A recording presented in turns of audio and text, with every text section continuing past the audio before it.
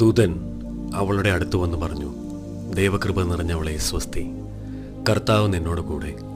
ഈ വചനം കേട്ട അവൾ വളരെ അസ്വസ്ഥയായി. എന്താണ് ഈ അഭിവാദനത്തിൻ്റെ അർത്ഥം എന്നവൾ ചിന്തിച്ചു. ദൂതൻ അവളോട് പറഞ്ഞു, മറിയമേ, നീ ഭയപ്പെടേണ്ട. ദൈവസന്നിധിയിൽ നീ കൃപ കണ്ടെത്തിയിരിക്കുന്നു.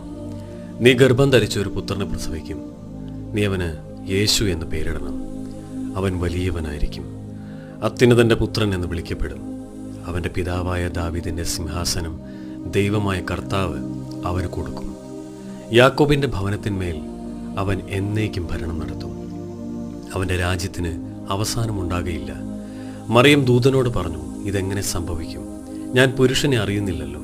ദൂതൻ മറുപടി പറഞ്ഞു, പരിശുദ്ധാത്മാവ് നിന്റെ മേൽ വരും, അത്യുന്നതന്റെ ശക്തി നിന്റെ മേൽ ആവസിക്കും.